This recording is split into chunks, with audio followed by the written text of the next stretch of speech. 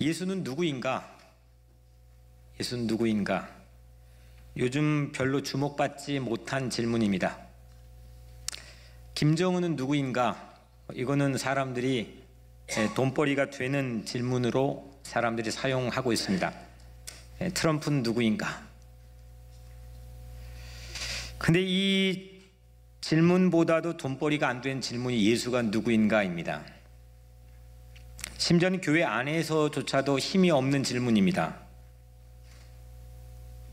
예수는 누구인가?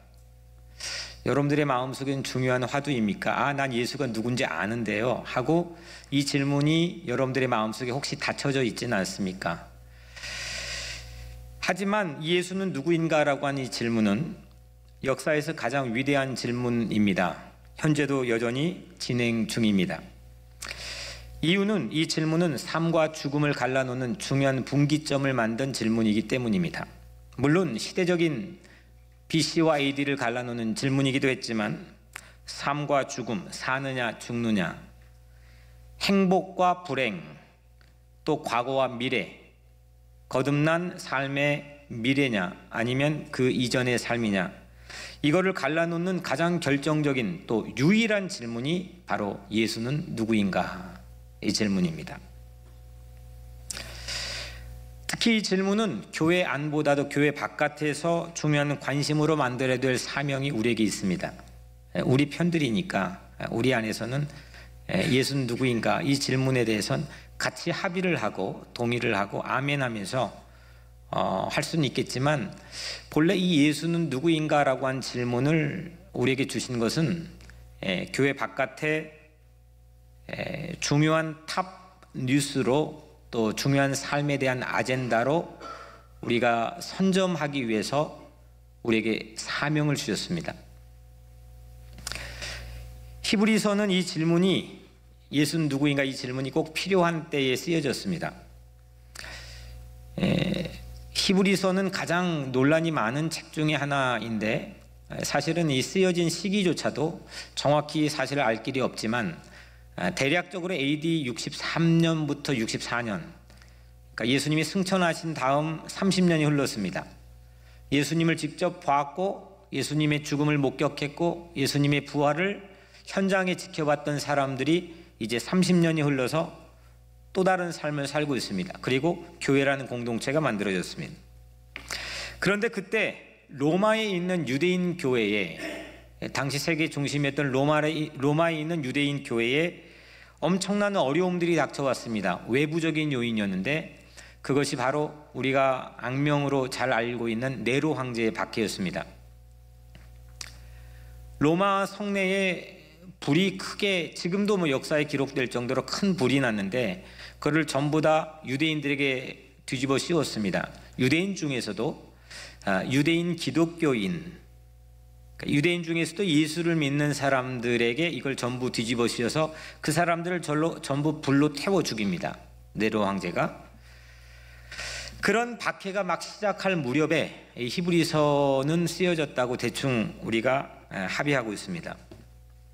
엄청난 박해로 어떤 일들이 일어나기 시작했냐면 기독교인이었던 사람들이 본래 다시 유대교로 돌아가는 겁니다. 기독교 신앙을 버리고 배교하는 사람들이 이쪽 저쪽에서 생겨나기 시작했습니다. 예수를 따르면 불리해지는 상황들이 이렇게 배교자들을 양산하게 만들었습니다. 그런 유대교로 돌아가는 로마 기독교인들에게 쓴 편지가 히브리서입니다.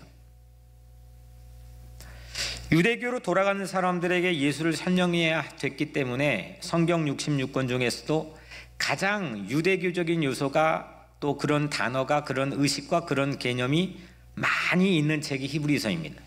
이게 구약 성경인가 아니면 신약 성경인가 혼동이 될 정도입니다. 눈앞의 박해 앞에서 떠나가는 절체절명의 배교자들에게 예수는 누구인가, 이걸 묻고 있는 책이 히브리서입니다. 그래서 히브리서 책 제목을 제가 좀 바꿀 기회를 얻게 된다면, 만약에 그런 가정을 해본다면, 저는 오늘 말씀의 설교의 제목처럼 예수, 라고 그렇게 하겠습니다. 서문 시리즈 마태복음 설교 제목이 예수였습니다. 다시금 히브리서 설교 서문 시리즈 제목 예수입니다. 그래서 오늘 말씀의 제목이 예수2입니다. 여러분들 중요한 만남을 갖게 되면 반드시 그가 상대가 누구인지에 대해서 관심을 갖고 묻게 됩니다. 특히 연애를 하게 되면 내가 사랑할 사람이 누구인지에 대해서 정말 궁금합니다. 그리고 관심을 갖습니다. 마음을 다 빼앗깁니다. 그가 누굴까? 어떤 사람일까? 이게 내 하루의 모든 일상을 지배합니다. 여러분들에게 예수는 누구입니까? 이 질문이 아직도 여러분들의 마음속에 살아 있습니까? 누군가를 가장 사랑하기 시작한 한 사람의 모습을 히브리서는 우리에게 잘 보여줍니다. 왜냐하면 히브리서는 저자에 대한 논란도 참 많이 있는 책입니다. 누가 쓴지를 알지 못합니다. 혹자는 바울이 썼다고 하지만은 대부분의 신학자들은 바울이 아닐 가능성이 매우 높다고 단언합니다. 왜냐하면 문체와 스타일 이것이 전혀 다릅니다. 누가 썼는지 솔직히 알 길이 없습니다. 아니, 이 책은 누가 썼는지를 의도적으로 밝히지 않는 구석들이 많이 보입니다.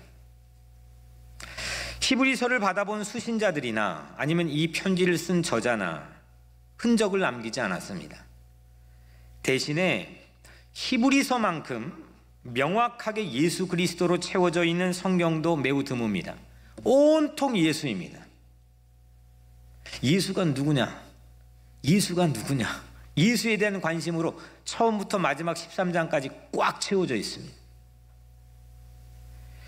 오직 예수로 지면을 채우기에 바빴던 저자를 오늘 이 말씀을 준비하면서 저는 이 성경을 읽으면서 그 저자가 생각나게 했습니다. 무명의 저자지, 작자 미상의 저자이지만 이 사람을 통해서 한 가지 알 수 있는, 이 사람은 예수에게 미쳤구나, 예수하고 연애하고 있구나, 예수에게 홀딱 빠져 있구나, 오직 예수만 알고 있구나, 예수가 누구인지를 묻고 있습니다.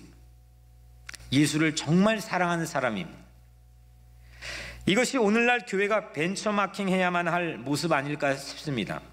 왜냐하면 오늘날 교회는 무슨 교회, 어디 교단 교회, 누구 목사의 교회, 뭐 이런 것들로 상당히 많은 관심을 빼앗깁니다. 우리의 사고 구조가 그렇게 돼 있습니다. 퀸즈에 있는 무슨 교회, 또 그 교회는 어떤 사이즈의 교회, 뭐가 자랑인 교회. 그런데 오늘 히브리서는 자기 저자를 알지 못하게 의도적으로 장치를 해놓은 듯한 그렇게 보입니다. 오직 예수가 누구냐? 예수, 예수, 예수. 예수 사랑해서 안달이 난 사람의 심정들이 이 안에 담겨 있습니다. 말씀을 전하는 저 같은 설교자들의 이 모습이어야 됩니다. 내 모습은 보이지 않고 오직 예수를 전해야 됩니다. 예수가 누구인지에 대해서 관심을 가져야 됩니다. 이런 히브리서에 대한 대략적인 소개를 통해서 그러면 이 책이 갖고 있는 주제가 뭐겠습니까? 이 정도 힌트를 줬는데 예수죠, 예수. 근데 거기다 하나를 더 붙여본다면 어떤 예수냐? 대제사장 예수. 한번 따라, 대제사장 예수. 대제사장은 유대인에게만 있는 전 세계 유일무이한 시스템입니다. 그러니까 배교를 다시 유대교로 돌아가려는 사람에게 말하려고 하다 보니까 유대적인 요소를 가지고 설득을 해야 되니까, 그래서 대제사장이라는 그 이미지를 가져와서 예수에 대해 설명을 하는 겁니다. 대제사장이 혹시 누군지 아십니까? 대제사장. 아론, 좋습니다. 또 대제사장. 멜기세덱. 뭐 여기 수준이 괜찮습니다. 대제사장 또 뭘까요? 여러분들이 잘 맞추니까 제가 막 밑에서 이렇게 하고 있잖아요, 지금. 좋습니다. 대제사장을 문자로 그냥 풀어본다면 대는 뭡니까? 큰 거 아닙니까? 제사는 뭐예요? 여러분들 유교에서도 제사 드리고 그러잖아요. 여하튼 뭔가 특별한 의식을 하는 거죠. 목적을 가지고 의식을 하는 게 제사입니다. 장은 뭐예요? 이거가 장이잖아요. 영어로 하면 하이 프리스트라고 부릅니다. 대제사장은 이런 뜻입니다. 아주 큰 특별한 세레모니를 하기 위해 목적을 가지고 동원되어 있는 리더, 이런 게 대제사장이겠죠. 유대교에서 대제사장은 한마디로 말하면 어떤 사람이냐, 어떤 목적을 가지고 그 세레모니를 하고 있느냐, 죄를 해결하는 사람입니다. 죄를 해결하는 사람, 그런 사람 본 적이 있습니까? 제가 어제 토요 새벽 기도에서도 말씀했지만, 역사상 동서고금은 막론하고 죄를 해결하는 단체나 죄를 해결해 주는 기관을 본 적이 없습니다. 죄를 해결해 주는. 예수 그리스도가 이 세상에 오셔서 어떻게 인간의 죄를 해결했는가, 그걸 해명하는 편지가 히브리서입니다. 어떻게 보면 히브리서는 구약 성경 레위기의 서편이라고 하겠습니다. 레위기는 죄의 문제를 해결하는 구약 성경의 아주 독보적인 책이죠. 5가지 죄를 해결하는 예배 방법들을 제시해서 누가 제사장이 어떤 옷을 입고, 그 제사장은 어떤 위임식을 가져서 어떤 제물을 가지고 어떤 매뉴얼대로 죄를 해결하는가, 거기에 대한 그 광야 공동체의 답을 주었던 게 레위기입니다. 그거에 대한 속편으로 신약 성경에서는 히브리서를 들 수가 있습니다. 이번에는 대제사장도 필요 없고, 제사장의 옷도 필요 없고, 제사장의 특별한 세레모니 매뉴얼도 필요 없고, 희생 제물도 필요 없고, 오직 예수 그리스도의 십자가의 죽으심을 통해서 이 땅에 있는 모든 인류의 죄가 해결된다. 아멘. 그걸 밝히고 있는 게 히브리서입니다. 제 결론을 이제 먼저 말씀을 드렸습니다. 히브리서는 예수님께서 십자가 위에 죽으심으로 어떻게 모든 제사를 대신하게 되었는가, 그걸 우리에게 알려주고 있습니다. 히브리서는 예수 그리스도께서 죽으심으로 어떻게 인류의 모든 죄 문제를 해결하고, 그로 인해 평화가 주어지게 되고, 참다운 평화가 주어지게 되고, 그래서 그리스도 죽음, 그분이 죽었다라고 하는 이 죽음의 제사장 기능이 뭔지를 우리에게 알려주고 있습니다. 이제 이 정도로 해서 히브리서의 전체에 담겨있는 개론을 여러분들에게 좀 설명을 해드렸고요. 그러면 오늘 본문으로 좀 들어와 보겠습니다. 먼저 예수가 누구인가 이걸 알려면 세상과 신앙의 관계를 밝혀야 됩니다. 왜냐하면 지금 이 유대인들은 왜 배교했느냐면, 교회 안에서의 문제 때문에, 신앙의 문제 때문에 배교한 게 아닙니다. 세상에서 일어나는 문제 때문에 배교했습니다. 이 도전을 도무지 감당할 수가 없었습니다. 로마의 네로 황제를 비롯해서 많은 지도자들이 이 유대인 기독교인들을 못 잡아먹어 안달인 이 상황이 그들을 배교하게 만들었습니다. 그래서 교회 바깥의 세상과 그들의 신앙의 관계를 밝히지 않으면 이 문제를 풀 수가 없습니다. 조금 어려운 문제이기도 하지만 역사와 예수의 관계도 밝혀야 됩니다. 그리고 세상과 교회의 관계도 밝혀야 됩니다. 유대교로 돌아가는 기독교인은 결국 유대교의 하나님과 기독교의 하나님이 다르다라고 하는 이유 때문에 배교한 겁니다. 이 기독교 하나님을 계속 믿어보니까 이 세상의 도전을 막아줄 만한 그런 방패 역할을 전혀 못하고 있다. 본래 내가 믿던, 우리 조상들이 믿던 유대교의 하나님으로 돌아가자. 이게 교회 안에서 일어났던 이슈입니다. 세상과 교회가 연결이 안 되는 문제가 비단 그 시대만의 문제입니까? 여러분들 오늘 주일날 말씀을, 예배를 통해 하나님을 만나고 은혜 받고 갔는데 월요일날 어떻습니까? 월요일날 내가 세상에서 만난 하나님이 여러분들의 안에 여전히 뜨거움으로 남아 있습니까? 수요일이 되면은 정말 많은 도전을 받습니다. 정말 때로는 의심을 하게 됩니다. 금요일 정도 되면 우리도 십자가에 못 박혀 돌아가신 성금요일날 배반했던 베드로처럼 우리들도 배교하는 그런 순간들도 우리 삶에 있을 수가 있습니다. 결국 관건은 월요일부터 토요일까지 이루어지는 세상 안에서의 문제가 오늘날 이 교회 주일과의 문제의 관계를 밝혀주지 못하고 있다는 겁니다.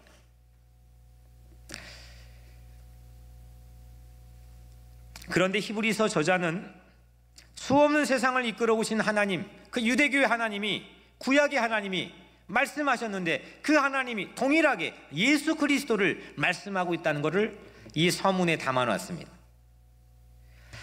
예수가 과연 실제 역사인가? 교회 안에서 예수지. 세상 나가보면은 온갖 정치와 경제 논리가 우리를 위협하고 있는데 어디 예수가 있느냐?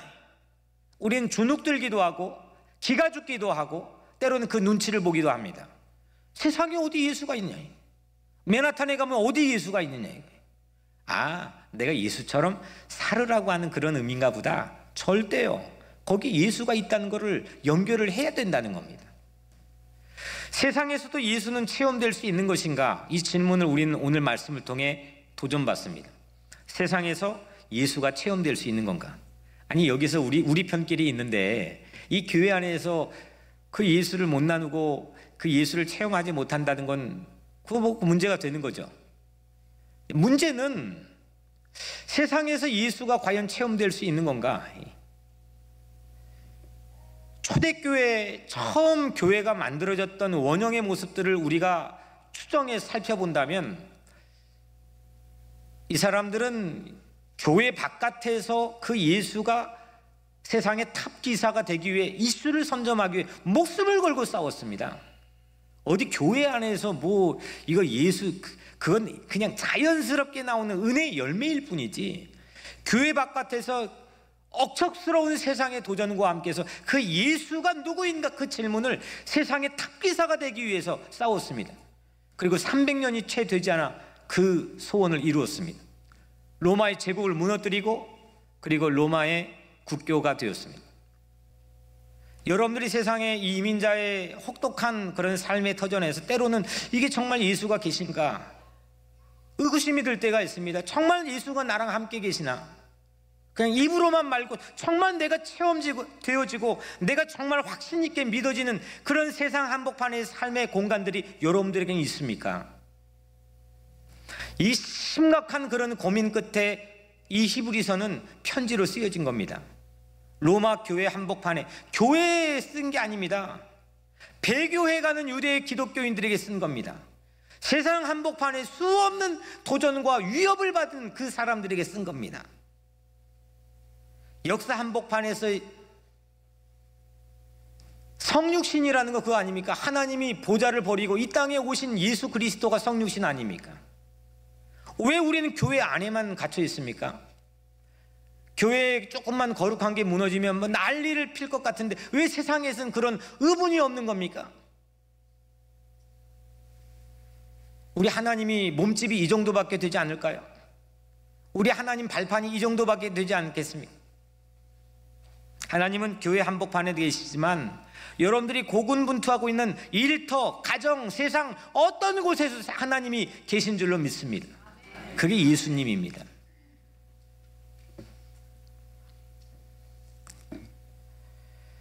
그런 의미에서 이보교 이민자 보호교회 지난 주일 했던 전국대회는 세상 한복판에서 예수를 만나게 하는 하나님의 선물인 줄로 믿습니다. 고난의 세상에서 여전히 계시는 예수, 그 예수를 만나는 것을 포기하면 언젠간 우리도 배교할 위험이 있고 우리의 의심이 우리를 잡아뜨릴 그런 가능성이 우리에게도 있습니다. 교회에만 갇혀있는 예수는 박제화된 예수입니다. 여기에서 힘 만방으로 받고 주유소라고 한다면 여기서 앵꼬가 난 이 자동차 연료 주입하고 세상에 나가서 빵빵 달려대는 겁니다. 그게 우리에게 주신 사명 아닙니까? 여기선 대장인데 여기선 기필고 사는데 세상에 나가면 기죽고 사는 것, 이건 하나님께서 우리에게 원하신 뜻이 아니라 생각합니다. 히브리서 저자는 서문에서 역사에서 말씀하신 하나님이 우리 예수 그리스도를 말씀한다고 밝히고 있습니다. 1절 2절에 보면 우리 조상들에게 말씀하신 그 하나님이 이 모든 날 마지막에는 아들을 통하여 우리에게 말씀하셨으니, 역사와 예수가 연결되는 겁니다. 그 하나님이, 유대교 하나님이, 너희들이 배교에 돌아가려고 하는 그 세상 한복판에 있는 하나님이 바로 예수를 증거했던 하나님, 예수를 보냈던 하나님이라는 겁니다. 이게 플러그인이 돼야 됩니다. 세상에서도 예수를 믿을 수 있는 사람이 세상에서 예수를 증언할 수 있습니다. 예수가 역사라고 하는 사실을 믿는 사람들이 역사 한복판에, 고난받는 역사 한복판에 예수를 증언할 수가 있습니다. 2절에 이 아들을 만유의 상속자로 세우시고, 만유가 혹시 뭔 뜻인지 아세요? 한문이라 만유, 세상 모든 만물, 모든 것, 우주 모든 움직이는 모든 물질 세계, 이게 만유입니다. 이 아들을 만유의 상속자로 세우시고 또 그로 말미암아 모든 세계를 지으셨느니라. 이 말씀은 이런 뜻 아닐까요? 태초에 예수가 세상을 짓고 최후에 세상은 예수의 소유가 된다는 거 아닙니까? 예수가 세상에서 여전히 실패하는 사례로 우리는 의심하게 됩니다. 밖에 나가보니까 예수 믿는 사람들이 잘 안 되는 경우들을 보게 됩니다. 간혹 보면은 예수 믿는 사람들이 고통받는 경우들을 보게 됩니다. 예수 믿는 사람들이 가난한 것도 보고, 예수 믿는 사람들이 병 걸리는 것도 보고, 예수 믿는 사람들이 심지어 죽고 억울한 상황도 봅니다. 이게 뭔가? 이것 때문에 우리는 의심한 근거를 갖게 됩니다. 하지만 오늘 히브리서 기자는 아주 당당하게 이렇게 밝히고 있지 않습니까? 태초에 예수가 세상을 지었고 최후의 세상에 종지부를 찍을 건 세상의 소유를 갖고 있는 예수 한 분뿐이라는 겁니다. 예수는 누구인가? 정리하겠습니다. 예수는 누구입니까? 이 질문이 오늘 여러분들의 가슴에서 여러분들의 마음을 설레게 하고 새로운 능력을 갖게 하는 게 그런 질문으로 작동하고 있습니까? 오늘날 교회는 이 질문을 갖고 있습니까? 뭐 세상이 누구입니까? 세상은 어떻습니까? 이런 질문을 갖고 있습니까? 예수는 누구냐? 오늘 히브리서의 결론은 이겁니다. 예수는 세상의 죄를 해결하는 하나님이시다. 아멘. 그래서 대제사장 예수입니다. 세상의 문제를 해결하는 하나님입니다. 여러분들의 문제가 아무리 많아도 세상의 모든 문제를 해결하는 것은 예수 그리스도 한 분뿐이라는 겁니다. 죄된 세상을 여전히 붙들고 계시고 그 죄된 세상을 유지하고 계시는 하나님, 엑스레이 빛으로 세상을 유일하게 진단할 수 있고 그것에 하나님의 말씀을 비추어 죄를 정결하게 하고 우편에서 최후 심판의 종지부를 찍을 분도 오직 예수 그리스도라는 겁니다. 내 인생의 처음이자 마지막도 예수고 세상의 처음이자 마지막도 예수라는 겁니다. 예수 따르기로 부름받은 동지 여러분, 예수는 누구인가? 이 물음을 세상에선 주요 아젠다로 세우는 증인이 여러분이 되시기를 주의 이름으로 축복합니다. 의회 정도 작동해가지고 세상을 움직일 거라 호도하는 세상, 대통령 바뀌어도 여전히 똑같고 여전히 비슷하고 여전히 세상의 악의 문제는 해결되지 못하고 있습니다. 하지만 그런 세상을 향해 포기하지 않고 이 교회를 작동하고 교회를 클릭해서 세상을 움직이게 하는 예수 한 분을 바라보시기를 주의 이름으로 축복합니다. 역사 속에 죄를 대신 짊어지신 그 예수를 세상 한복판에 만날 수 있다면 우리도 역사의 죄를, 악을 방관하지 않고 비겁하게 물러서지 않고 분단의 죄를 내 마음으로 끌어안고 갈등의 죄를 나의 죄로 대신 속죄하고 차별의 죄, 반평화의 죄, 소외의 죄들, 이걸 함께 중보하며 기도하는 크리스찬이 되어야 될 줄로 믿습니다. 이것이 바로 모든 문제의 열쇠입니다. 히브리서 저자처럼 그가 누구인지, 이거 쓴 사람이 누구인지 나타나지 않아도 그거 아무 개의치 않은 이런 멋진 품을 우리가 갖기를 바랍니다. 누가 했으면 뭐하고 누가 말했으면 뭐합니까? 그런 레퍼런스의 권위 가지고 세상이 바뀌었습니까? 오직 예수만을 세상의 주요 아젠다로 내세우는 증인이 저와 여러분 되기를 바랍니다. 예수가 없으면 우연이 너무 많습니다. 하지만 예수가 있으면 모든 게 필연입니다. 태양을 보면 촛불 따위에는 연연하지 않습니다. 진리에 눈 뜨면 가짜에 곁눈질하지 않습니다. 생수를 마시면 탄산음료에 목마르지 않습니다. 예수가 우리의 태양이고 예수가 우리의 진리고 예수가 우리의 생수입니다. 세상은 우리를 중독하게 하지만 예수는 우리를 해독하게 합니다. 사랑하는 여러분, 오직 한 주일 동안 예수를 우리의 대장 삼아 그분의 장수가 되는 여러분들의 한 주간의 삶이 되기를 주의 이름으로 간절히 축원합니다.